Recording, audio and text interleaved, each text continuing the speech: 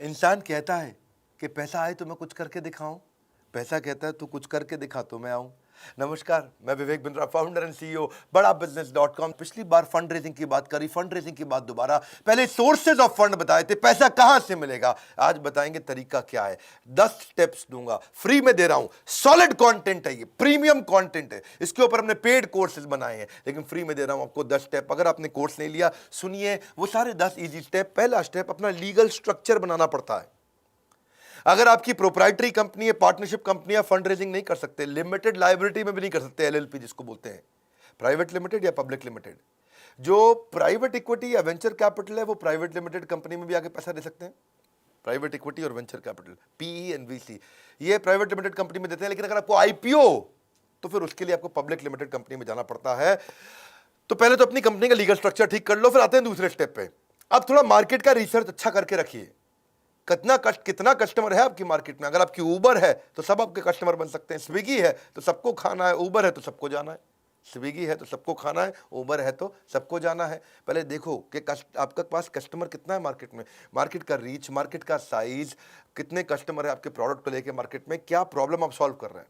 लेकिन इसके अलावा ये भी रिसर्च करके रखो कि आप कितना रेवेन्यू कमा सकते हैं, मार्केट में आपकी पोजीशनिंग क्या है, आरओआई कैसा आ रहा है, आपका ब्रेक इवन कितने दिन में हो जाएगा, प्रॉफिटेबिलिटी आपकी कैसी है।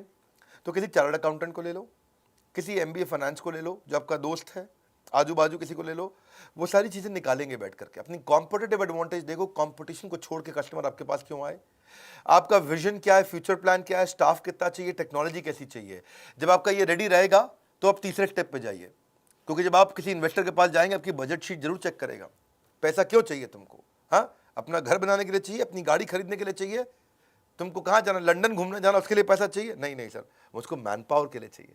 लीगल खर्चे होते हैं, ट्रेनिंग की कॉस्ट होती है, मार्केटिंग की कॉस्ट होती है, तनख्वाह पेरोल की कॉस्ट होती है, सेल्स करने के लिए एडवर्टीजमेंट करनी पड़ती है, एचआर की कॉस्ट है, टेक्नोलॉजी की कॉस्ट है। आपके पास कुछ क्वेश्चंस के आंसर होने चाहिए, आप उस पैसे का क्या करेंगे उसको लिख लीजिए। जब आप बताएंगे तो इन्वेस्टर को विश्वास होता है। आप वो पैसे को कैसे यूज करेंगे, कितना पैसा चाहिए आपको, कहां कहां कितना कितना बजट बना के खर्च करेंगे, कैसे इस खर्चे को ऑप्टिमाइज करेंगे, कम खर्चे में ज्यादा काम कैसे करके दिखाएंगे, इसके लिए आपको कन्विंस करना होगा। अगर आपको 100 रुपए की जरूरत है तो इन्वेस्टर को दिखाइए 15 रुपए मैंने डाले, 15 रुपए मेरे पार्टनर ने डाले, हमारे पास होगा 30 रुपए, हम अपने भी लगा रहे हैं, 70 आप दे दो। उसको थोड़ा विश्वास होगा कि 100 में 30 ये लगा चुका है, 70 नहीं, ऐसा करता हूं मैं 40 दूंगा, 30 तुम्हें किसी से दिलवा दूंगा, वो बात करने में इंटरेस्ट लेगा। लेकिन आप बोलोगे मुझको 100 रुपए चाहिए, अपना तो मैं लगाऊंगा नहीं, आप ही पूरे दे दो, गड़बड़ हो जाएगी। चौथा पॉइंट, अब रिसर्च करिए, आपने बजट शीट बना लिया है, अपने बिजनेस को समझ लिया है। अब देखिएगा कि इस समय अगर आपका बिजनेस बढ़िया है, कौन सा इन्वेस्टर है आपकी इंडस्ट्री में, आप फार्मा में, एफएमसीजी, क्लोथिंग में, एजुकेशन में, टेक्नोलॉजी में, ई कॉमर्स में, बी2सी, बी2बी, हर एक के अलग प्रकार के इन्वेस्टर होते हैं। आपको सही इन्वेस्टर के पास जाना, नहीं तो हर जगह मेहनत करोगे, दीवार को धक्का नहीं लगाते, 100 जगह बिना बात के नहीं जाते। इसके लिए इन्वेस्टमेंट बैंकर्स होते हैं, आई बैंकर, इसकी एक पूरी लिस्ट है, हमने अपने फंड रेजिंग कोर्स में भी दिया है, एवरीथिंग अबाउट एंटरप्रेन्योरशिप में भी दिया है, कौन कौन इन्वेस्टमेंट बैंकर है मार्केट में, कौन से इन्वेस्टमेंट के लिए, कौन से फंड के लिए कौन सा इन्वेस्टमेंट बैंकर काम आएगा आपको। इन्वेस्टमेंट बैंकर कौन होता है, 2% 3% कमीशन लेता है बीच में। अगर आपको 100 रुपये दिलाएगा, 2 रुपये रख लेगा, तो वो एक दलाल, साधारण भाषा में, कठोर भाषा में बोलेंगे, वैसे बिजनेस की भाषा में उसको इन्वेस्टमेंट बैंकर या आई बैंकर या मर्चेंट बैंकर, इन 3 नामों से पॉपुलर होते हैं। सिकोया कैपिटल के आपको फिनटेक में पैसा लगाता है आजकल, RPG venture, FMCG, health wellness में लगाता है। आपका बिजनेस कौन सा है ये देखो। आप ई कॉमर्स में जा रहे हो तो एसएल पार्टनर अच्छा कर रहा है, कंज्यूमर बिजनेस सर्विसेज में जा रहे हो नेक्सस वेंचर कर रहा है। इसकी पूरी लिस्ट हमने बनाई है, पूरी लिस्ट यहाँ यूट्यूब वीडियो में बनाना मुश्किल होता है। अगर आप सीरियस कस्टमर हैं, बायर हैं, आपको वास्तव में आपको चाहिए कि भाई मुझे कोई पैसा मिल जाए, पैसा मिलना मुश्किल नहीं है, कुछ बेसिक चीज़ें चाहिए। आप ये 3 घंटे का कोर्स पूरा अटेंड करिए, या कुछ वीडियोस की सीरीज, ये कोर्सेज हैं, एवरीथिंग अबाउट एंटरप्रेन्योरशिप के साथ अभी ये फ्री में मिल भी रहा है कोर्स, आप ले सकते हो उसको। इन्वेस्टर ढूंढते ढूंढते अगर हो गए परेशान तो फंड रेजिंग कोर्स को ज्वाइन करो। 400 इन्वेस्टर की लिस्ट आपकी ज़िंदगी बना देगी आसान, मत हो परेशान, ज़िंदगी बनेगी आसान। इसके बाद 5वां पॉइंट, पिच डेक तैयार करो। जब जाओगे इन्वेस्टर के पास बोलोगे क्या, पिच, पिच मतलब उसको बोलना, डेक मतलब आपकी पूरी प्रेजेंटेशन। तो आप उसको समझाओगे, कन्विंस करोगे, तो कैसे करोगे। आपको सबसे पहली चीज बतानी पड़ेगी, पैसा कितना चाहिए, क्यों चाहिए, कैसे खर्च करोगे। और फिर आपको ये समझाना पड़ेगा आरओआई, आरओआई, आरओआई, सामने वाले को कमाई कैसे होगी, वो कैसे ग्रो करेगा। इसको बोलते हैं पिच डेक। अगर आप पिच डेक में ये भी लिखो, पहला 100 कस्टमर कैसे लाओगे, उसके बाद 1000 कैसे लाओगे, 10,000, 1 लाख, 10 लाख कस्टमर कैसे बनेंगे। पहले तो सिंपल सा कवर पेज बना लो, उसके बाद अंदर जब जाते हो अपनी टीम की इंफॉर्मेशन डालो, मेरे पास ये टीम है। इन्वेस्टर देखना चाहता है कि आपकी टीम में दम कितना है, आपकी टीम एग्जीक्यूट कर पाएगी कि नहीं कर पाएगी। पैसे तो चलो मैं लगा दूंगा, क्या सोचता है इन्वेस्टर, पैसे तो मैं लगा दूंगा, लेकिन क्या आपकी टीम में वो क्षमता है कि आपके आइडिया का एग्जीक्यूशन कर दे। आपको अपनी प्रोडक्ट और टेक्नोलॉजी की डिटेल देनी पड़ेगी। मैं क्या प्रोडक्ट बना रहा हूं, क्या टेक्नोलॉजी बना रहा हूं, कैसे बनाऊंगा, कितने दिन में बनाऊंगा, क्या बिजनेस का मॉडल है, कस्टमर आएगा कैसे। आपको कॉम्पिटिटिव लैंडस्केप का मतलब आसपास कितने कॉम्पिटिटर हैं इस धंधे में, आपके बिजनेस में और कितने तरह के कॉम्पिटिटर घुस चुके हैं, आपके करंट फाइनेंशियल कैसे हैं, पिछले 1 साल से 2 साल से आप बिजनेस कर रहे हो, थोड़ा मोटा किया है आपने, ज्यादा नहीं किया, थोड़ा किया है आपने, 10 लाख 50 लाख 1 करोड़ या कुछ भी छोटा सा बिजनेस किया है, खाली आइडिया है। तो आइडिया है तो मार्केट साइज की अपॉर्चुनिटी बताओ, भाई मार्केट इतनी बड़ी है, मेरा आइडिया अच्छा है, थोड़ा पैसा दे दो, सीड फंड। करंट फाइनेंशियल नहीं है तो आप थोड़ा कुछ आइडिया बताना पड़ेगा, आपको नीड बतानी पड़ेगी उसका। देखिए नीड यूजेज की हमने बात तो कर ली, आपको शेयर होल्डर की इंफॉर्मेशन देनी पड़ेगी कि भाई ये शेयर होल्डर होने वाले हैं, ये मेरे 2 पार्टनर हैं, को फाउंडर है, ये टेक्नोलॉजी पे काम करता है, ये सेल्स पे काम करता है, ये प्रोडक्ट पे काम करता है, हम 3 को फाउंडर हैं, 33% के, या 4 को फाउंडर है, 25% के, चारों के अलग अलग काम है, चारों मजबूत लोग हैं, तो सबके मिला के 100% हुए। आपने उस इन्वेस्टर को बुलाया, बोला आप इतना पैसे दे दो, हम 20% आपको दे देंगे, तो जिन सबके 25% शेयर वो घट के 20% रह जाएंगे, यानी कि 80% आप लोग के पास रहेगा, 20% इन्वेस्टर के पास चला गया शेयर। तो इन्वेस्टर को वो सारी इंफॉर्मेशन चाहिए, वो जानना चाहता है कि कंपनी की वैल्यू आज अगर 1 करोड़ है तो ये 100 करोड़ कैसे होगी। तो जो मैंने 20% दिया है आपको, जो आपके 20% शेयर लिए हैं, तो जब 1 करोड़ से 10 करोड़ या 1 करोड़ से 100 करोड़ के आप हो जाओगे तो मेरी भी कंपनी की 20% जो मेरे शेयर है उसकी वैल्यू बढ़ जाती है। इन्वेस्टर क्यों आता है, इन्वेस्टर को आरओआई रिटर्न चाहिए। अब आता छठा पॉइंट, अपनी इन्वेस्टर पिच को और अच्छा करो, उसको परफेक्ट करो। कैसे परफेक्ट करोगे आप इन्वेस्टर से बात कैसे करोगे, प्रोसीड कैसे करोगे, अपने आप को प्रेजेंट कैसे करोगे, अपनी टीम को कैसे प्रेजेंट करोगे, उसको ईमेल कैसे लिखोगे आप, वो आपको कैसे रिस्पॉन्ड करेगा, गो हेड कैसे होगा। तो बेसिकली कुछ मिस्टेक्स है जिनका ध्यान रखना है। पहले कभी ये मत बोलिए मेरा कोई कंपटीशन ही नहीं है, आप बता सकते हैं अगर वास्तव में भी नहीं है तो बताएं कि कमजोर कंपटीशन अभी बिगिन हुआ है, आप मार्केट में फर्स्ट मूवर एडवांटेज है, नहीं तो हमेशा बताइए कि ये लैंडस्केप है। अनरियलिस्टिक प्रोजेक्शन मत दीजिए। आपको लगता है कि आप धंधा करेंगे 10 करोड़ का, बोल दें 1000 करोड़, तो फिर पर्दाफाश हो जाता है। क्लैरिटी होनी बहुत जरूरी है, जब क्लैरिटी नहीं होती है तो भी इन्वेस्टर पकड़ लेता है इस बात को। अगर इन्वेस्टर आपको क्रिटिसाइज करता है, आपकी कोई गलती निकालता है तो उसको पर्सनली मत लीजिए। ऐसा नहीं कि आप दुखी होकर बैठ जाएं, ये कैसे मेरे बारे में इतनी कमी निकाल रहा है। और ऐसा नहीं कि बहुत कंजर्वेटिव नंबर दे दो, अग्रेसिव नंबर नहीं देना। आपने 10 करोड़ को 100 करोड़ नहीं बताना, वो तो मैंने बताया, लेकिन ऐसा ना हो कि 10 करोड़ को आप 1 करोड़ बता बैठो। तो कंजर्वेटिव भी नहीं देना, बहुत एग्रेसिव भी नहीं देना, रियलिस्टिक नंबर दीजिए। अनप्रोफेशनल लुक होती है कभी कभार, या बहुत ज़्यादा हीरो बन के जाते हैं।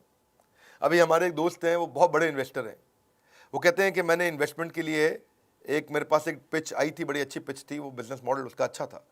मैंने उसको 5 स्टार बुलाया, 5 स्टार होटल में एक मीटिंग करने के लिए। मैंने पूछा वाइन लेते हो, बोला मैं विस्की लेता हूँ, बड़ी कोई महंगी विस्की बता रहा था वो, सिंगल मॉल्ट 18 ईयर। तो बोला मैं 12 ईयर भी नहीं लेता, 18 ईयर लेता हूँ। जब उसने ऐसा बोला तो उसको लगा इसके तो बड़े रईसों वाले शौक है, ये मेरे पैसों को अपने शौक में ही पूरा कर डालेगा। और फिर बोला कि मैं एक दूसरे लड़के से मिला जिसको मुझे फंड देना था, और वो बेचारा 700 किलोमीटर तक बस में बैठ के आया, सारी रात बस में था वो, और सुबह मेरे पास आया, दिन भर वो मेरे साथ रहा। मैंने बोला थके नहीं आप, बोला बस में नींद पूरी कर लेंगे, दिन भर काम करेंगे। बोला ये बड़ा मेहनती था, उसे विश्वास हो गया। बड़ा इंपॉर्टेंट है कि जब आप इन्वेस्टर से मिल रहे हो तो कैसे मिल रहे हो, क्या बात कर रहे हो, प्रोफेशनल रहिए, कीप इट सिंपल, स्टोरी बताइए कंपनी की स्टोरी क्या है, और आपके इन्वेस्टर को उसका एग्जिट कैसे मिलेगा, वो कमा के बाहर कैसे निकलेगा, उसकी स्ट्रैटेजी तैयार रखना। फंड रेजिंग कोर्स को लेकर अगर आप बन गए बुद्धिमान तो इन्वेस्टर पिचिंग में कभी नहीं बचेगा कोई व्यवधान। बुद्धिमान व्यवधान ठीक लग रहा है, क्योंकि कोर्स में देने जा रहे हैं आपको वो ज्ञान जो फंड रेजिंग प्रोसेस को कर देगा बहुत आसान। 7वां पॉइंट अब आता है रोका। शादी से पहले रोका होता है ना, शादी से पहले थोड़ा सा रुका देते हैं, लड़का लड़की फिक्स हो जाता है, हाँ जी रोका सेरेमनी होता है, तो उसमें डिसाइड कर लेते हैं।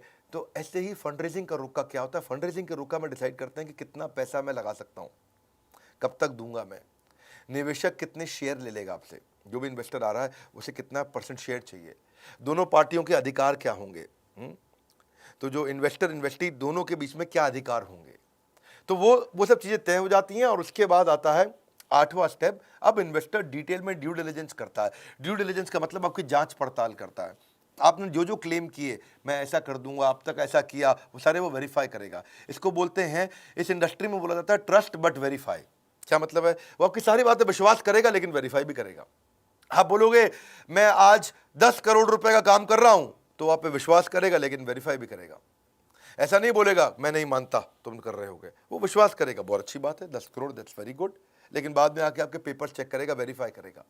ट्रस्ट बट वेरीफाई, इसके लिए किया जाता है ड्यू डिलिजेंस, तो जांच पड़ताल साधारण भाषा में। वो आके आपके बिजनेस के प्रोसेस को समझेगा, आपके बिजनेस के मॉडल को इवैल्यूएट करेगा, आपके साथ में बाइंडिंग अग्रीमेंट डिसाइड करेगा, आपके फाइनेंस को चेक करेगा, आपकी बैलेंस शीट देखेगा, आपका प्रॉफिट एंड लॉस स्टेटमेंट देखेगा, कैश फ्लो स्टेटमेंट देखेगा, कंपनी में कहीं कोई कर्जा तो नहीं चल रहा, पहले से कोई लोन तो नहीं चल रहा, आज रेवेन्यू कैसे हैं, पिछले 3 साल में कितने बड़े, उसको बोलते हैं CAGR, compounded annual growth rate. भाई 3 साल पहले आप 1 करोड़ पे थे, पिछले साल आप 10 करोड़ पे थे, इस साल आप 30 करोड़ पे जा रहे हो, तो उसको लगेगा अरे ग्रो कर रही है, लगातार ग्रो कर रही है, तो उससे उसको विश्वास आ जाएगा। इसको बोलते हैं ड्यू डिलिजेंस, जांच पड़ताल। पिछले साल की ग्रोथ की रेशियोज आके निकालेगा आपके साथ, आपके मार्जिन चेक करेगा कि फाइनली बचता कितना है। ऐसा तो नहीं कच्चे पक्के का धंधा कर रहा है, पैसा निकाल के कच्चा जेब में रख लेता है, कैश का काम कर रहा है। आपकी इन्वेंट्री घूमती कितनी जल्दी है, कौन सी इन्वेंट्री वेस्ट हो जाती है, डेट टू इक्विटी रेशियो कितना है, कर्जे का बहुत ज़्यादा भार तो नहीं है, करंट रेशियोज कैसी है, कई रेशियोज होती हैं। तो आप अपने फाइनेंशियल्स को किसी चार्टर्ड अकाउंटेंट के साथ ठीक कर लीजिएगा ड्यू डिलिजेंस से पहले। अपने कोई ऑडिटर बाहर का लेके अपनी ऑडिट करा लीजिए। ये सब चीज़ें हम सिखाएंगे आपको। अगर आपका बिजनेस नया है, अभी कुछ भी आपने पहले नहीं किया, तो भी आप फंड रेज कर सकते हैं। आपका लीगल भी चेक करेगा आकर के, वो कंपनी में कहीं कोर्ट में केसेस तो नहीं चल रहे हैं, प्रमोटर के ऊपर, मालिक के ऊपर केसेस तो नहीं है।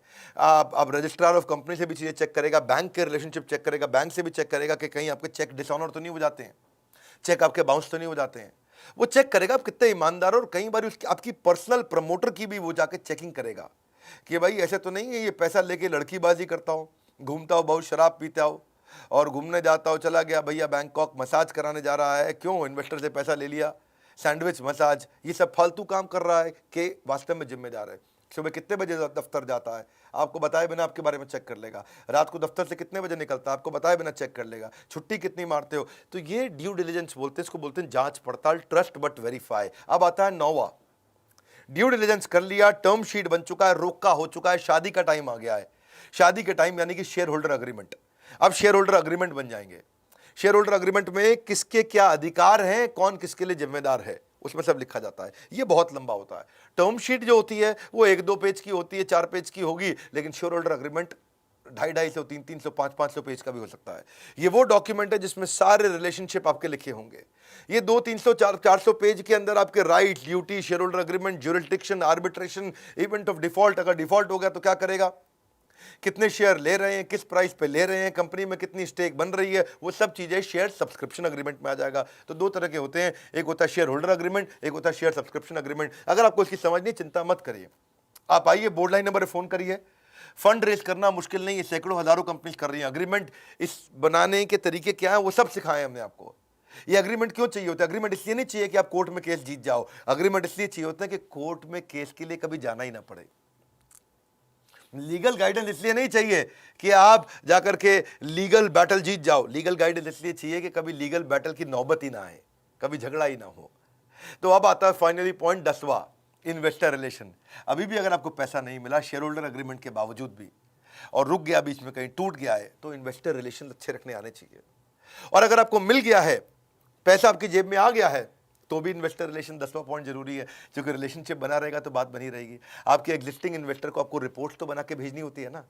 एग्जिस्टिंग इन्वेस्टर को क्या ग्रोथ हुई दिखाना पड़ता है, उसको डेटा MIS रिपोर्ट देनी पड़ती है, उसको नए प्रोजेक्ट के बारे में बताना पड़ता है, ये भी कहना पड़ता है थैंक यू आपने 10 करोड़ रुपए लगाए, अगर हो सके तो 10 करोड़ और लगाइए क्योंकि मैं नया प्रोजेक्ट एक और लेके आ रहा हूँ।